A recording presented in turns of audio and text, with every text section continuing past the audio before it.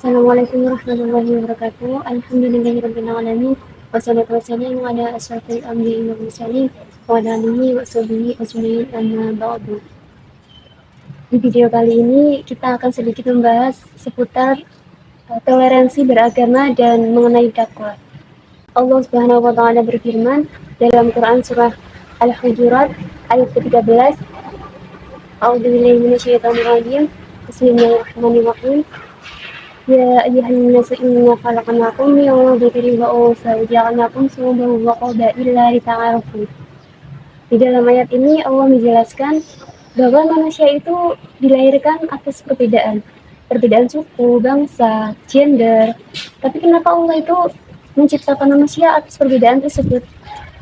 Lita'arafu, untuk saling kenal mengenal. Bahwasanya Allah itu memerintahkan kita untuk saling kenal mengenal, dan dari saling kenal mengenal itulah akan terlahir rasa penghormatan, saling menghargai antar sesama, saling memuliakan antar sesama. Dan itu nanti akan disebut sebagai sikap toleransi. Indonesia terkenal dengan keberagamannya, terdiri dari etnis, bahasa, budaya, suku, ras, agama, dan yang lainnya. Dan perbedaan tersebut bisa saja menjadi penyebab berpecah belahnya kesatuan masyarakat Indonesia.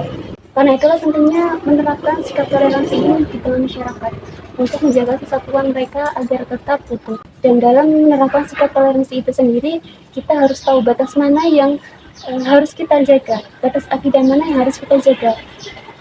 Jangan sampai karena sikap toleransi kita yang terlalu ekstrim, kita melakukan penyimpangan di luar akidah yang kita yakini ini. Arti toleransi itu sendiri yaitu membiarkan atau menghormati orang melakukan apa yang dia yakini yang mungkin tidak kita yakini, yang berbeda keyakinan dengan kita. Kita menghormati keyakinan orang lain dan kita tidak memaksakan orang lain meyakini apa yang kita yakini. La ikraha fid-din. Tidak ada paksaan dalam agama. Jadi jangan paksakan agama kita untuk diyakini oleh orang lain. Begitupun jika kita menerapkan sikap toleransi, jangan sampai kita mencampuri keyakinan yang tidak kita yakini. Karena itulah ayatnya berbunyi lakum dinukum waliyadin, untuk agamamu, untukku agamaku. Jadi biarin sendiri sesuai dengan keyakinan masing-masing. Ada berbagai ragam contoh perilaku toleransi antar umat agama. Yang pertama, mengucapkan selamat hari Natal. Menurut Hasanah Itiklasik, jadi seorang muslim mengucapkan ucapan tersebut hukumnya haram. Tetapi di dalam kitab Al-Mughni Al-Muhtaj dijelaskan bahwasanya jika terdapat kondisi mendesak atau seperti dia ini seorang pejabat publik atau tokoh masyarakat, maka dia diperbolehkan mengucapkan kalimat tersebut hanya dalam batas untuk menjaga keharmonisan sosial. Dan yang kedua, menjaga gereja. Menjaga gereja ini jika ditengarai di dalamnya itu ada nyawa seseorang yang terancam, yang jelas-jelas nyawanya itu dilindungi oleh negara, maka hukum menjaga gereja tersebut fardu kifayah, karena bagian dari menjaga stabilitas keamanan negara, apalagi dilakukan oleh aparat kepolisian yang memang tanggung jawab mereka itu menjaga stabilitas keamanan negara. Dan yang ketiga, itu merayakan hari raya agama lain. Di dalam kitab Al-Adab Asy-Syariah, hukum seorang muslim merayakan hari raya agama lain itu hukumnya haram kecuali dalam kondisi mendesak. Dan yang keempat, memasuki tempat ibadah agama lain.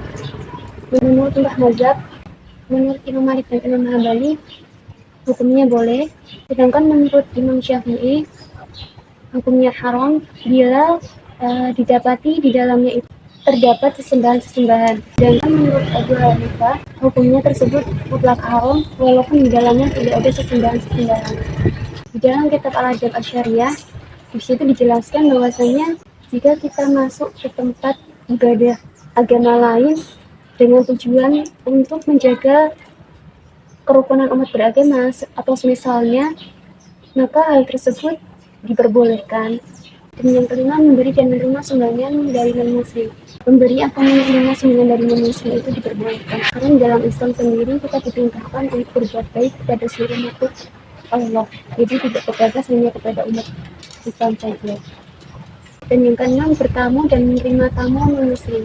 Di dalam kitab Al-Adab Syariah, hukum menerima tamu atau bertamu di rumah non-muslim itu diperbolehkan karena bagian dari menjaga tali silaturahmi. Dan yang ketujuh, membesuk non-muslim. Di dalam kitab Al-Majmu' Syarah Adab, Imam An-Nawawi menegaskan bahwasanya hukum membesuk non-muslim itu diperbolehkan, bahkan bisa menjadi berpahala jika tujuan kita itu baik, seperti menjaga hubungan baik terhadap tetangga ataupun kerabat. Selain toleransi antar umat beragama, kita juga harus menerapkan toleransi intraagama, yaitu toleransi sesama muslim yang mungkin berbeda tahap ataupun berbeda akidah dengan kita. Syekh Ramadan Al-Buti ketika ditanya tentang satu kelompok yang berbeda akidah, beliau menjawab, seharusnya kita tidak mencari sekat pemisah, tetapi yang dicari seharusnya titik temu untuk mempersatukan. Jika kita mencari titik temu untuk mempersatukan umat Islam, sangat banyak ditemukan. Salah satunya sumber persoalan kehidupan kita itu sama, Al-Quran dan Al-Hadis. Jadi jika kita mencari pemersatu di antara umat Islam itu tentu lebih banyak akan ditemukan, dan harusnya lebih mudah untuk mempersatukan kita karena keyakinan kita sama. Dan terpuji adalah Allah Subhanahu wa taala, dan tauladan kita adalah Nabi Muhammad SAW. Seharusnya itu menjadi pemersatu kita. Seseorang pernah berkata, andaikan jika perbedaan itu selalu berakhir dengan perpecahan, maka tidak akan ada yang namanya jaminan kasih, persaudaraan, dan kekerabatan di antara saudara kandung. Salah satu kewajiban umat muslim adalah berdakwah. Dakwah itu tidak selalu dikaitkan dengan ustaz-ustazah, syekh, ulama, kiai, habaib, ataupun seseorang yang berceramah di dalam majelis-majelis ini. Tapi kita semua itu bisa berdakwah dengan kemampuan dan cara yang bisa kita lakukan. Dalam kitab Al-Manhaj As-Sali dijelaskan metode yang paling efektif untuk berdakwah. Yang pertama itu penyampaiannya ramah. Jika kita ingin menyampaikan sesuatu yang baik, maka akan lebih baik jika penyampaiannya pun itu baik. Dan yang kedua itu dilakukan secara bertahap. Semisal ada orang yang belum bisa melakukan seluruh kewajibannya sebagai umat muslim, maka diajak perlahan atau diajak untuk melaksanakan kewajiban yang paling penting, yaitu sholat. Atau semisal ada orang yang belum bisa meninggalkan keharaman secara keseluruhan, maka bisa diajak atau dinasihati untuk meninggalkan sebagian. Dan itu dilakukan secara bertahap. Dan dalam berdakwah kita hendaknya mengedepankan etika. Sayyidina Ali bin Abi Thalib ketika ditanya tentang etika, beliau menjawab, etika yang baik itu adalah mengikuti tradisi dalam segala hal selama bukan kemaksiatan. Dan Imam Al-Ghazali menegaskan, beretika baik dengan manusia itu dengan tidak memaksakan kehendakmu kepada mereka, tetapi kamu yang harus menyesuaikan dirimu dengan kehendak mereka, selama itu tidak keluar dari syariat. Ini seperti misalnya saat berdakwah, mereka mengedepankan etika. Mereka membawa ajaran baru, tetapi menyesuaikan dengan kondisi yang memang sudah ada di masyarakat setempat. Jadi ajaran mereka itu bisa lebih diterima di masyarakat setempat karena mereka lebih mengedepankan etika dan menyusupkan sedikit demi sedikit ajaran yang mereka bawa.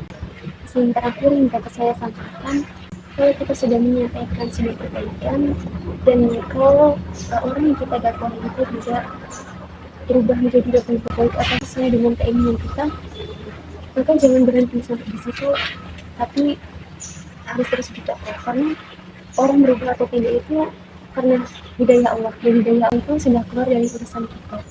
Jadi yang penting kita sudah menyampaikan, hasil akhir berubah atau tidaknya itu urusan Allah, dan sampaikanlah kebaikan walaupun itu sebaiknya tidak, karena kebaikan sekitar apapun itu akan bernilai di hadapan Allah Subhanahu wa taala.